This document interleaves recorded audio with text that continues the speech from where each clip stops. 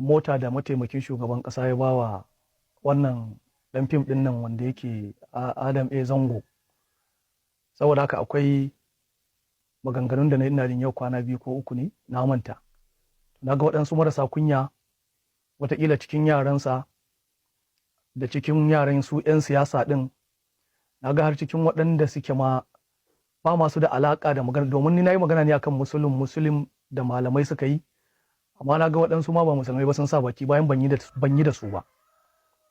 In na zo ina magana kan tiken na musulun, in wanda ba musulmi ba ya sa min baki, to kai asuwa kare a gudun layya. Ai magana akan wannan malamin, mutane sun na ta mun magana a comment section ana cewa mu rabu da shi, wannan ba malami bane, content creator ne. So ban yadda da abin da mutane suke faɗa ba na cewar content creator ne, sai da ya sake yin wannan bidiyon kuma na shiga account ɗin shi na duba. Shi ya tabbatar min da cewar ba malami bane na addini, malamin TikTok ne kuma content creator ne, neman content yake kawai da neman engagement. Saboda haka ba za mu hana ka neman content ɗinka ba, saboda harka ta media kowa da irin content ɗin da yake tunanin zai yi kuma ya karɓu a media ya samu ɗaukaka. Kai kuma hanyar da ka ɗauko kenan, sai dai a cikin content ɗinka idan kai ba daidai ba dole mu faɗa maka, mu don gaskiya aka yi mu. Billahi allazi la ilaha illa huwa, duk matsayinka, duk kuɗinka, duk matakin da ka taka, idan kai ba daidai ba dole mu fito mu faɗa maka. Kuma wani abu da zai tabbatar maka da cewar abubuwan da kake yi ba akan daidai kake ba, idan kuka yi scrolling kuka shiga account ɗin shi, duk bidiyoyin da yake yi from A to Z ba za ka taɓa samun mutum ɗaya wanda zai yaba abin da yake yi ba. Idan ka shiga comment section, banda tsinuwa da kiran mahasadi ba abin da ake faɗa mishi. Kowa ya san cewar ba malamin addini ba ne, malami ne mai ƙoƙarin tada husuma. Saboda haka mu dole mu faɗa maka gaskiya, content ba hauka ba ne.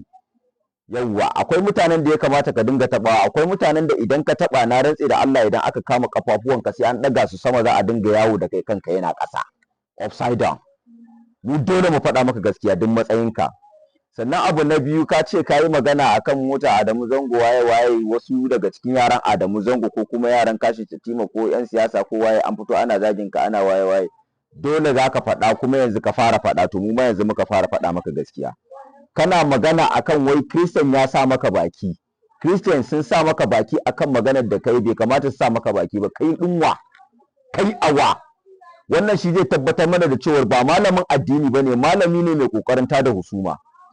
Saboda kana musulmi sai ya zama idan kai ba daidai ba, Christian bai sai kalli tsaba idan ka ya gaya maka ba daidai ba.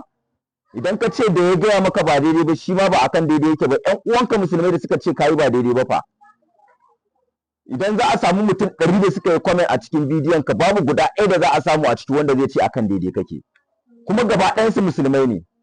Me yasa za ka fito ka ce wai musulmi kai Christian kai ya ƙara sa maka baki a gama magana ka? Musulunci irin naka ma mai mugun raunin tsiya, gashi na ya tabbata a media, ka tabbatar mana da duniya ce ba musulmi ba Christian ba, ka tabbatar mana da duniya gaba ɗaya cewar musuluncin ka mai mugun rauni ne. Musulunci mai ci da addini, musulunci mai neman trending, musulunci mai malami mai neman ɗaukaka, malami mai roƙo ga 'yan siyasa, duk a cikin bayananka ka riga ka bayyana haka. Ka kai ba malamin addini bane, kuma wannan maganar da kake muna kiran ka da ka janye, ka dinga cewa wai kan wani Christian ya ƙara sa maka baki a maganar ka, wallahi tallahi sai an faɗa, ko pagan ne ya ga kayi ba daidai ba a musulunci irin naka dai da baka ɗauki musuluncin da mutunci ba, baka kare martabar musuluncin, wallahi tallahi ko pagan ne ya ga kayi ba daidai ba sai yan gaya maka. Yawwa, in habaici ka saka, an ba habaici ka saka, mu dai yanzu muka fara.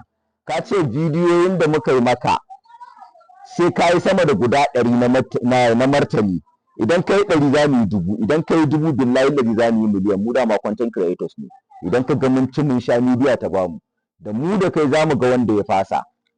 Yawwa.